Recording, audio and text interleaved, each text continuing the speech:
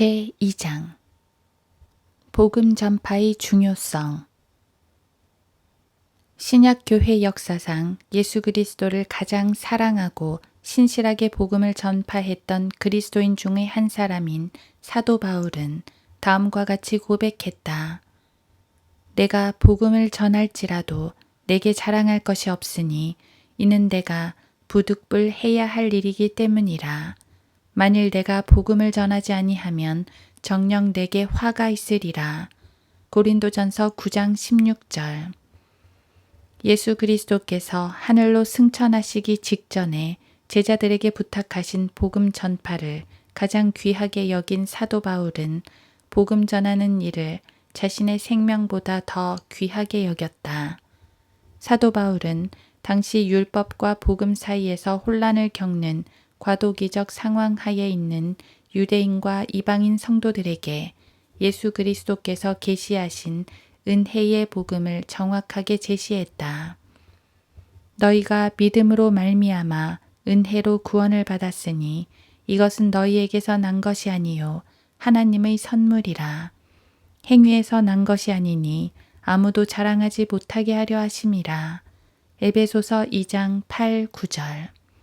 그리고 이 복음, 즉 믿음으로 말미암아 구원받는 은혜의 복음이 사도 바울 자신에게 맡겨졌다고 말하고 있으며 그가 이 복음을 전파하는 것에 대해서 전혀 부끄럽지 않다고 담대하게 말했다. 내가 그리스도의 복음을 부끄러워하지 아니하노니 이는 이 복음이 믿는 모든 사람을 구원에 이르게 하는 하나님의 능력이 됨이라. 첫째는 유대인에게요 또한 헬라인에게로다. 로마서 1장 16절.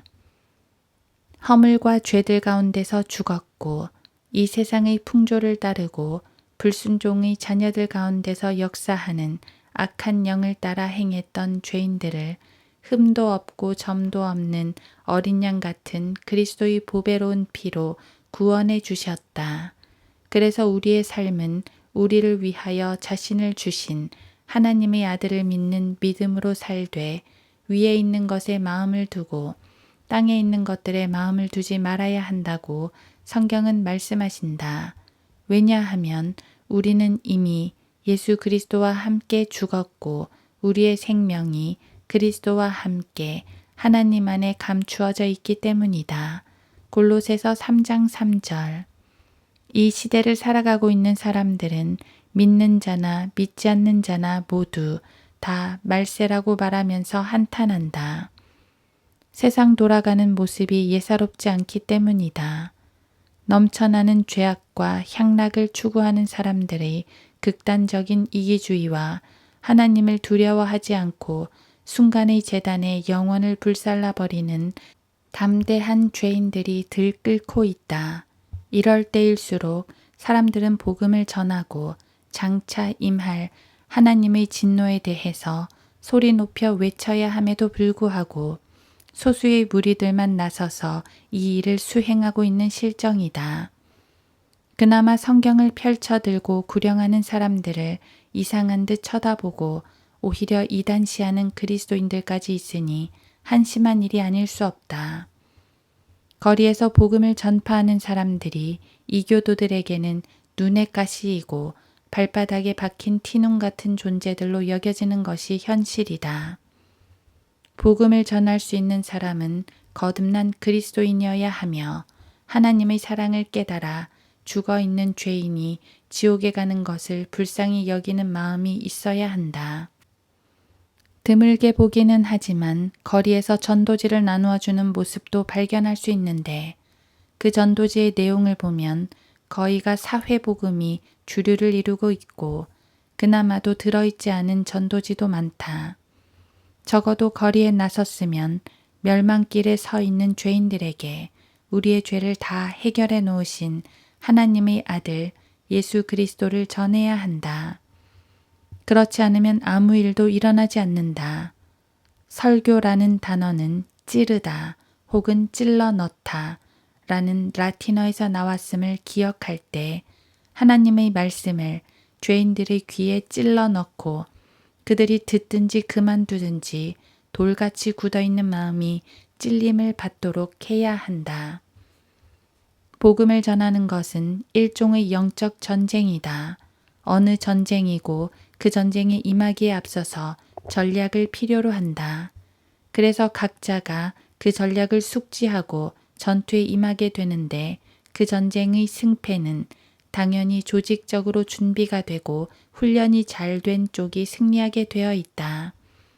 그래서 복음 전파도 전략이 필요하다. 예수님께서 사마리아 여인에게 어떻게 다가가셨는지를 배워야 한다. 그리고 그 여인이 물을 길러오는 시간에 맞춰 모든 사람들이 마시지 않으면 죽을 수밖에 없는 물이라는 공통적인 관심사를 가지고 그 혼에게 접근하신 지혜를 배울 필요가 있다.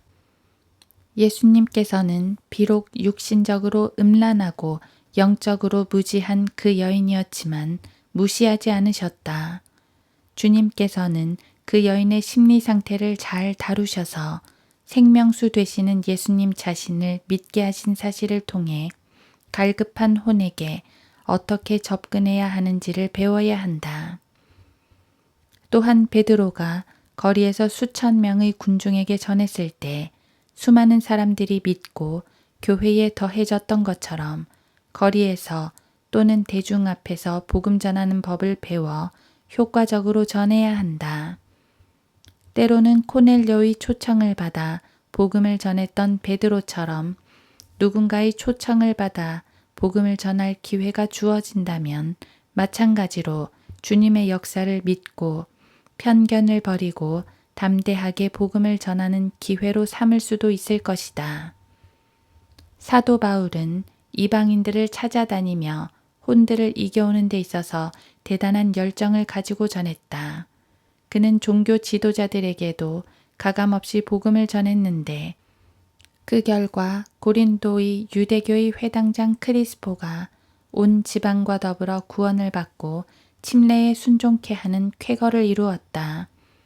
뿐만 아니라 빌립보 감옥에서 자신을 지키던 간수에게도 복음을 전해서 칼로 자결하려던 그의 육신의 생명을 구했을 뿐만 아니라 영적인 새 생명을 얻도록 인도했다.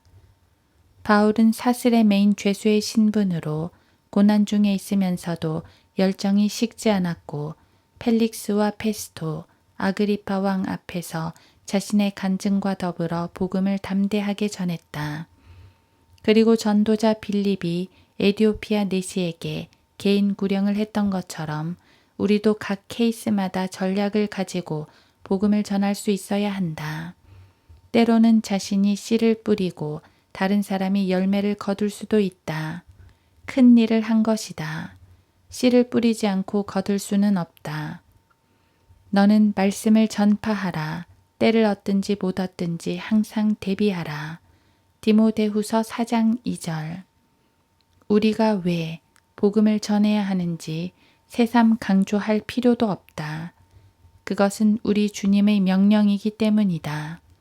예수님께서 부활하시고 승천하시기 직전에 제자들에게 복음을 전할 것을 명령하셨다.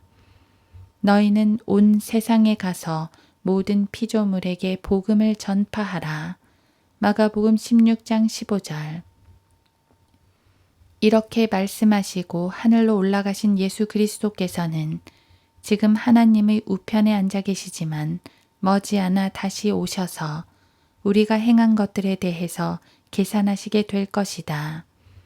어느 회사 사장이 멀리 출장을 가면서 사원에게 어떤 일을 맡기고 그 일을 자신이 돌아올 때까지 마칠 것을 부탁하고 떠났다면 그 사원은 밤을 새워서라도 최선을 다해 그 일을 할 것이다. 자신을 고용한 그 사장이 그 일을 명령했기 때문이다.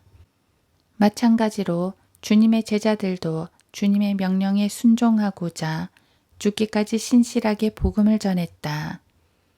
우리가 그리스도인으로서 이 세상에 살아갈 때 우리의 궁극적인 목표는 주님의 영광을 위해서 살아가는 것이라는 사실을 잊어서는 안 된다.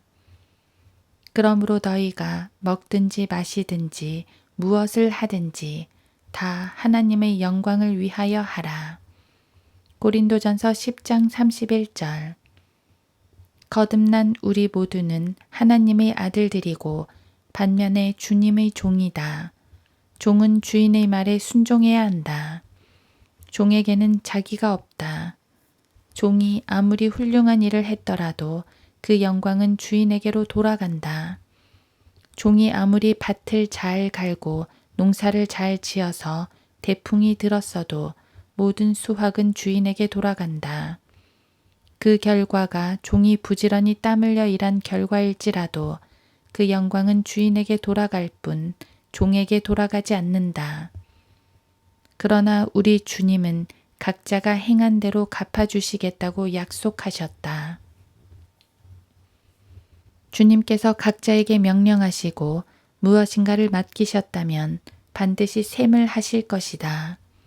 우리가 복음을 전하는 이유는 주님의 명령이기도 하지만 또 다른 이유는 하나님의 사랑이 강권하시기 때문이다. 오늘날 우리는 사랑이라는 단어의 홍수 속에서 살고 있다.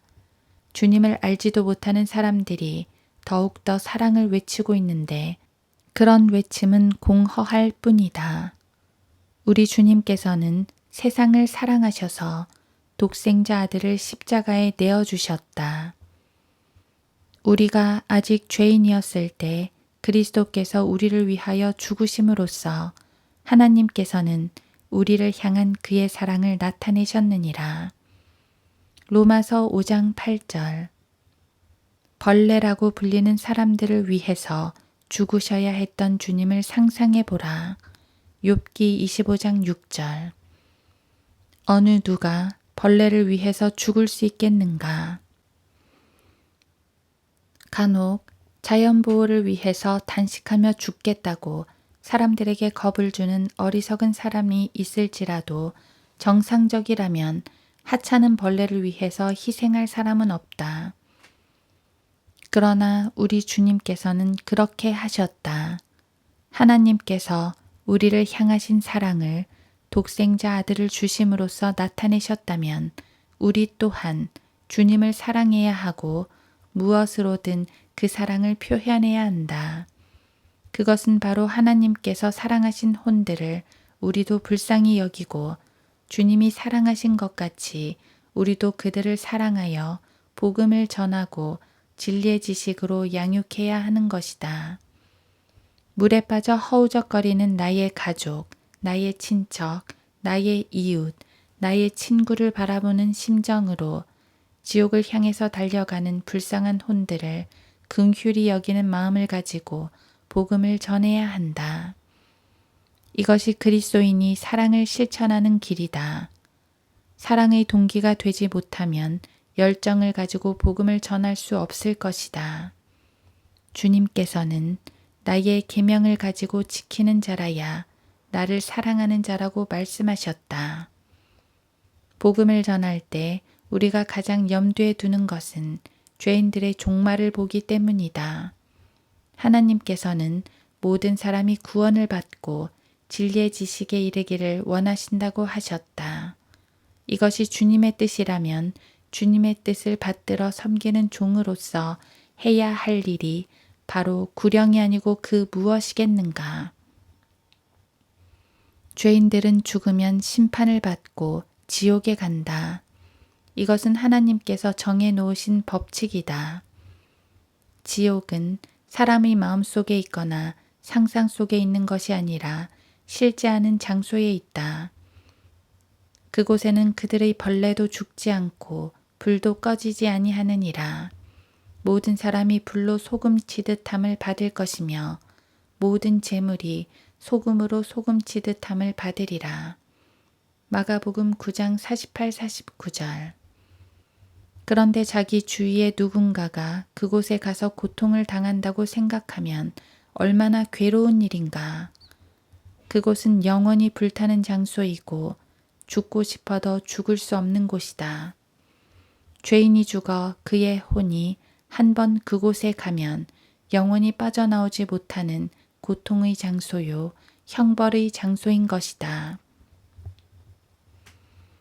그곳에서 몸부림치며 고통 가운데 수백만 년을 지냈어도 뒤돌아보면 그 시점은 또 다른 시작에 불과하다는 사실을 깨달았을 때 그 절망감을 어찌 말로 다 표현하겠는가. 의사가 환자를 치료할 수 있는데 방치하여 죽었다면 그는 간접적인 살인자이다. 이와 같이 죄인은 반드시 지옥으로 갈 수밖에 없는데 그들을 모른 채 한다는 것은 주님에 대한 불순종일 뿐만 아니라 엄연한 죄인 것이다. 사도 바울은 모든 사람들의 피에 자신이 깨끗하다고 했다. 그는 그 부분에 대해서 최선을 다했던 것이다.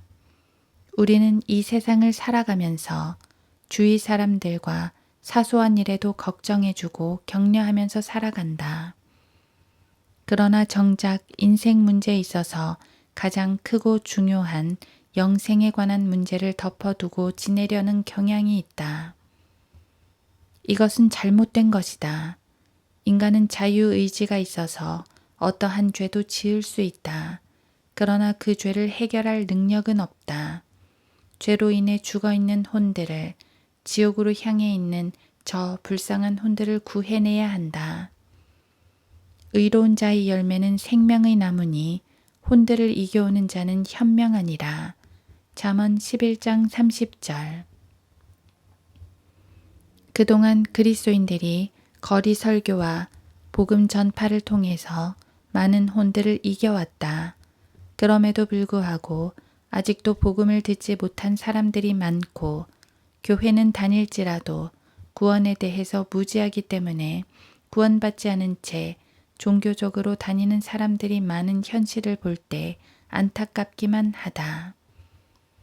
그리스도인이 구원받아 하나님의 자녀가 되어서 누군가에게 예수 그리스도에 대해서 말해줄 수 있고 구령할 수 있다면 정말로 행복한 사람이고 최고의 특권을 누리고 있는 사람이다.